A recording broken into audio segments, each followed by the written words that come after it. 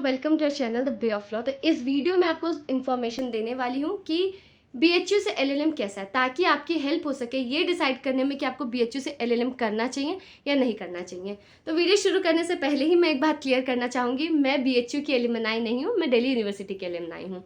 तो ये जो इन्फॉर्मेशन है मैंने बीएचयू के एलुमनाई और जो स्टूडेंट्स हैं उनसे पूछ कर आप लोग के सामने लेके आई हूँ। तो जिन्होंने भी हमारी मदद करी है इसमें, उनका बहुत ज़्यादा धन्यवाद, बहुत बहुत धन्यवाद। तो अब हम बात करते हैं कि यहाँ पे एलएलएम किस तरीके से होता है। तो सबसे पहले ये बात आप सबको पता होगी कि सीयूटी पीजी एलएलएम के स्कोर के बेसिस पे यहाँ पे एडमिशन होता है। जो सीयूटी पीजी एलएलएम में जैसा आपका स्कोर आया होगा उसके हिसाब से यहाँ पे एडमिशन होता है। अब यहाँ पे एलएलएम दो तरीके का होता है, एक होता है 1 ईयर, एक होता है 2 ईयर। तो जो 2 ईयर होता है उसमें फर्दर दो कैटेगरीज है, एक होता है ह्यूमन राइट्स का, एक होता है जनरल। और जो 1 ईयर वाला होता है, अगर हम डिग्री की बात करें तो 1 ईयर ही लिखा हुआ आता है। लेकिन हाँ, क्या होता है कि बाद में आपको सब्जेक्ट चूज़ करने के लिए मिलता है, कॉन्स्टिट्यूशनल लॉ या फैमिली लॉ। तो ये बहुत ज़्यादा सुनने में आता है, जितना मैंने स्टूडेंट से सुना कि वहाँ पे स्पेशलाइजेशन है, कॉन्स्टिट्यूशनल लॉ में और फैमिली लॉ में स्पेशलाइजेशन है। तो आपका जो डिग्री होगी, आपका जो रिजल्ट होगा, उस पर कहीं पे भी स्पेशलाइजेशन नहीं मेंशन रहता है। हाँ, आपके सब्जेक्ट्स मेंशन रहते हैं, आपको ऑप्शन मिलता है कॉन्स्टिट्यूशनल लॉ या फिर इनिशियली सब्जेक्ट सेम रहते हैं और बाद में आपको चूज़ करने को मिलता है कि फैमिली लॉ है कि कॉन्स्टिट्यूशनल लॉ है। तो स्पेशलाइजेशन नहीं है, ठीक है। रिजल्ट पे आपका 1 ईयर एलएलएम ही लिखा आएगा। और बाकी मैंने आपको 2 ईयर का बता दिया, इसमें दो कैटेगरीज हैं, ह्यूमन राइट्स और दूसरा जो हमारा जनरल। अब यहाँ पे हम लोग अगर बात करें कि सीट्स कितनी होती हैं, तो सीट जो हमारा जनरल एलएलएम है उसमें अराउंड 45 to 50 सीट्स होती है।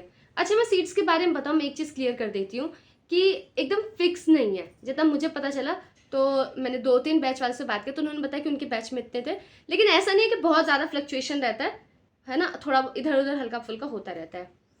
फिर जो हमारा जो ह्यूमन राइट्स वाला 2 ईयर, उसमें हमारी 20 सीट्स है और जो 1 ईयर वाला है उधर हमारी 25 सीट्स है। तो इतनी सीट्स है आपकी।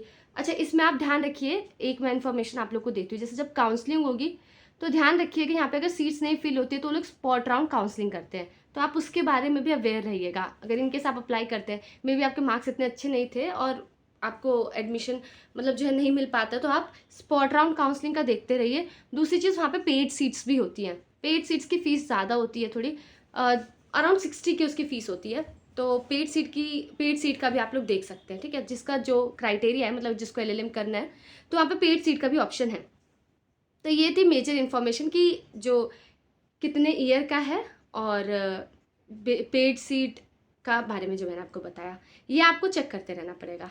फिर अगला क्वेश्चन जो मेरे सामने आया कि कुछ स्टूडेंट ने पूछा कि हमें चूज़ कौन सा करना चाहिए, एचआर वाला चूज़ करना चाहिए, जनरल वाला चूज़ करना चाहिए कि 1 ईयर वाला चूज़ करना चाहिए। वो आपके ऊपर डिपेंड करता है, मतलब आप आगे क्या परस्यू करना चाहते हैं, है ना। अगर आप अकेडमिक्स में जाना चाहते हैं, आप जुडिशरी की प्रिपरेशन कर रहे हैं, तो उसके हिसाब से वो वेरी करता है। तो आपको क्या करना है यहाँ पे, रेदर देन किसी से पूछना कि क्या करना है, आप लोग क्या करिए, वेबसाइट पे जाइएगा, सिलेबस डाउनलोड करिएगा, है ना। और सिलेबस देखिएगा कि क्या क्या सब्जेक्ट्स हैं और उसके हिसाब से देखिएगा आपको किस सब्जेक्ट का नीड है, और उसके अकॉर्डिंग जो आप अपना एक डिसीजन ले सकते हैं, ठीक है। आई थिंक आपकी बात क्लियर है। उसके बाद में अटेंडेंस का चीज़ पूछा जाता है कि अटेंडेंस वहाँ पे कंपलसरी है या नहीं, क्योंकि बहुत सारे स्टूडेंट्स का ये क्वेश्चन रहता है कि अगर हम लोग कॉम्पिटिटिव एग्ज़ाम का प्रिपरेशन कर रहे हैं तो क्या हमें वहाँ पे टाइम मिलेगा या नहीं मिलेगा। तो देखो, ये अनफॉर्चुनेट है, फॉर्चुनेट है, अब आप ही जानिए क्या है। लेकिन जो मेजॉरिटी जो यूनिवर्सिटीज़ होती है, जो सेंट्रल यूनिवर्सिटीज़ है जहाँ पे एलएलएम होता है, सब कॉम्पिटिटिव एग्ज़ाम की ही तैयारी कर रहे होते हैं। रेयरली ही स्टूडेंट्स रहते हैं जो कि those are purely interested in academics. अब बहुत सारे प्रोफेसर्स का कंप्लेन भी होता है कि ये जो है सीट्स ले लेते हैं। तो मतलब मेजॉरिटी का अकेडमिक्स प्लान बी रहता है, कुछ ही परसेंट ऐसा है जिसका अकेडमिक्स प्लान ए है। तो बहुतों का ये क्वेश्चन रहता है कि वहाँ पे प्रिपरेशन कर पाएंगे या नहीं कर पाएंगे। तो अटेंडेंस जो है वो मैंडेटरी 70% अटेंडेंस है। अब अटेंडेंस एकदम स्ट्रिक्ट है या नहीं, I got mixed answers on this. तो मुझे जितना समझ आया कि क्लासेस बहुत ज़्यादा नहीं है ना, मतलब बहुत ज़्यादा क्लासेस नहीं है, तो आप इजीली 70% सिक्योर कर सकते हो। तो अटेंडेंस का कोई बहुत इशू नहीं होगा। तो अगर आप प्रिपरेशन कर रहे हैं तो आपको सफिशिएंट टाइम मिल जाएगा, क्योंकि सारे स्टूडेंट वहाँ पे ऐसे ही करते हैं। और वहाँ की लाइब्रेरी के बारे में भी बहुत बोला जाता है, तो लाइब्रेरी जो है वो अच्छी है वहाँ की लाइब्रेरी। तो ऑब्वियसली आप लोग वहाँ पे पढ़ सकते हैं और बाकी अपना आपकी जो 1-2 क्लास है, आप आके वो क्लास कर सकते हैं। तो बहुत कोई स्ट्रिक्ट अटेंडेंस का इश्यू नहीं है। अगला क्वेरी है कि मार्किंग कैसे होती है? तो जैसे दिल्ली यूनिवर्सिटी में मार्किंग इतनी अच्छी नहीं होती, तो वहाँ पे जो स्टूडेंट्स ने बताया कि इतने मतलब ऐसा नहीं है कि कम नंबर देते हैं। If you will write good you will get a decent marks. तो ऐसा नहीं है कि यू विल गेट कि बेकार मार्किंग है, बहुत कम नंबर देते हैं। जैसे दिल्ली यूनिवर्सिटी में कि कम नंबर देंगे, बट वहाँ पे मार्किंग ठीक है। फिर अगली इन्फॉर्मेशन जो है वो है अकोमोडेशन से रिगार्डिंग हॉस्टल। तो हॉस्टल जो है बहुत कम स्टूडेंट्स को मिलता है। उसमें भी जो मेजर फैक्टर होता है डिसाइड करने का कि हॉस्टल मिलना चाहिए नहीं, वो होता है मार्क्स। तो मार्क्स जो तो सबसे मेजर फैक्टर डिसाइड करने के लिए कि हॉस्टल मिलेगा या नहीं। मैंने उसके अलावा पूछा क्योंकि हॉस्टल तो ऑब्वियसली सबको नहीं मिल सकता, तो वहाँ पे अकोमोडेशन का जितना मुझे पता चला उन्होंने बोला कि बहुत एक्सपेंसिव नहीं है। अगर हम लाइक दिल्ली से कंपेयर करें तो कंपेरेटिवली इतना एक्सपेंसिव नहीं है, उसके कंपेरिजन में वो चीप ही है। उसके बाद मैंने वहाँ पे पूछा quality of food, because it's a very important factor. तो मतलब यहाँ पे मुझे जो है पॉजिटिव फीडबैक मिला। देखो सबका अपना पर्सनल ओपिनियन हो सकता है, बट मुझे वहाँ के लिए पॉजिटिव फीडबैक मिला। उसके बाद मैं आपसे 1-2 चीज़ें और शेयर करना चाहती हूँ। जैसे कुछ स्टूडेंट्स होते हैं, जैसे मैंने इनिशियली बात कही थी कि एकेडमिक्स के लिए जो आना चाहते हैं, तो सब ये इन्फॉर्मेशन दे देते हैं कि कॉम्पिटिटिव एग्ज़ाम की तैयारी कर सकते हैं या नहीं। लेकिन मैं मानती हूँ कि कुछ परसेंट भी स्टूडेंट्स हैं ना जो एकेडमिक्स में आते हैं, उनके लिए इन्फॉर्मेशन है। तो अगर आप एकेडमिक्स में आगे जाना चाहते हैं, तो अगर आप जानना चाहते हैं कि रिसर्च एनवायरनमेंट कैसा है, रिसर्च कल्चर कैसा है, तो देखिए मैं मेजॉरिटी यूनिवर्सिटीज़ की बात बताऊँ तो ऐसा बहुत एनकरेजिंग रिसर्च एनवायरनमेंट नहीं होता है। क्योंकि ऑब्वियसली टीचर भी वही देगा जो ज़्यादा ऑडियंस डिमांड करेगी। तो जो ज़्यादा क्राउड है तो किसका रहता है, वो उन स्टूडेंट्स का होता है जो कि कॉम्पिटिटिव एग्जाम की प्रिपरेशन कर रहे होते हैं। बट आप अगर इंटरेस्टेड हैं तो टीचर्स जो आपको मिलेंगे वो सपोर्टिव होंगे। अगर आप जेन्युइनली इंटरेस्टेड हैं तो आपको जो टीचर्स मिलेंगे वो सपोर्टिव होंगे। तो आप जा सकते हैं और आप डिस्कस कर सकते हैं। हाँ, अब आप डिपेंडेंट नहीं हो सकते। आप मेरी बात समझ रहे हैं? अगर आपको एकेडमिक्स में आगे जाना है तो मैं आपको एक चीज़ बताऊँ कि देखो लाइब्रेरी वगैरह सब अच्छी है, लेकिन अगर आप बोलोगे कि बहुत एनकरेजिंग और पुशिंग एनवायरनमेंट है, वो तो कहीं पे मिल पाना मुश्किल है। आपको क्या है, आपको टीचर से बातचीत करनी होगी। और जितना मैंने सुना वहाँ पे जो टीचर से रिलेटेड बात, मतलब मुझे जो स्टूडेंट्स ने बताया, उन्होंने बोला कि you will get a very supportive faculty here, कि वो लोग सपोर्टिव है।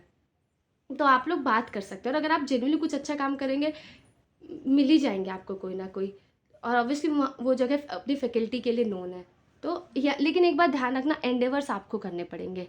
अगर आप एकेडमिक्स में जाना चाहते हैं, रिसर्च करना चाहते हैं, तो आप डिपेंडेंट मत रहिए, एंडेवर्स आपको करने पड़ेंगे। तो ये था मेरा, और बाकी यही सारी इन्फॉर्मेशन थी। आई होप आपके लिए हेल्पफुल हो गया डिसाइड करने में कि बीएचयू चूज़ करना चाहिए या नहीं चूज़ करना चाहिए।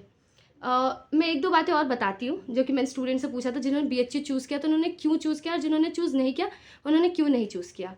तो बेसिकली मैं कंपैरेटिव वीडियो बनाऊंगी, बट यहाँ पे मैं शॉर्ट में बता देती हूँ। तो जिन्होंने बीएचयू चूज़ किया उनका ये बोलना था कि हमारा फिक्स था कि हमें कॉम्पिटिटिव एग्जाम की तैयारी करनी है और हम थोड़ा भीड़ से दूर जाना चाहते थे। तो हमने डीयू की जगह बीएचयू चूज़ किया और हमें एक अच्छा एनवायरनमेंट चाहिए था। तो इस वजह, और मतलब एक अलग, ऑब्वियसली एनवायरनमेंट मैच नहीं हो सकता है ना, कहीं भी 2 जगह का एनवायरनमेंट मैच नहीं हो सकता है। हर जगह के अपने प्रोज एंड कॉन्स होते हैं। तो उन लोगों ने बीएचयू चूज़ किया। और बाकी जिनसे मैंने पूछा कि आपने बीएचयू क्यों नहीं चूज़ किया, डीयू क्यों चूज़ किया, तो उन्होंने ये बताया कि यहाँ पे हमारे पास सुप्रीम कोर्ट है, हाई कोर्ट है ना, हमें कोर्ट का एक्सपोजर मिलेगा, लिटिगेशन का एक्सपोजर मिलेगा। यहाँ पे अपॉर्चुनिटीज़ ज़्यादा है, ऑल्दो भीड़ है, क्राउड है, बहुत सारी चीज़ें, बट यहाँ पे हमारे पास अपॉर्चुनिटीज़ ज़्यादा हैं। तो यही था। और एक और इन्फॉर्मेशन जो कि मुझसे पूछी जाती है, जैसे कि कुछ स्टूडेंट्स को इससे मतलब होता है कि वहाँ पे कल्चर कैसा है। तो देखिए बीएचयू में जो है सीनियर जूनियर का कल्चर है ना, वो इतना प्रिविलेंट, आप दिल्ली यूनिवर्सिटी के कंपैरिजन देखा जाए, दिल्ली यूनिवर्सिटी में कल्चर इतना प्रिविलेंट नहीं है सीनियर जूनियर वाला, बट बीएचयू में कल्चर बहुत ज़्यादा प्रिविलेंट है कि junior will be very respectful towards his और हर सीनियर। तो यही सारी इन्फॉर्मेशन थी। आई होप आपको ये हेल्प करेगा ये डिसाइड करने में कि आपको यहाँ से एलएलएम करना चाहिए या नहीं।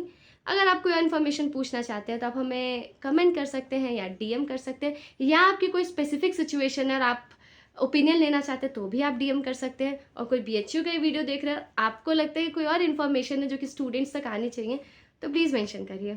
Thank you for watching this video. Hare Krishna. Video तो एंड हो चुकी है, पर आप हमसे कनेक्ट कर सकते हैं हमारे इंस्टा आईडी पे, लिंक डिस्क्रिप्शन में दिया गया है। और ऐसी और वीडियोस देखने के लिए हमें सब्सक्राइब करें। हरे कृष्णा।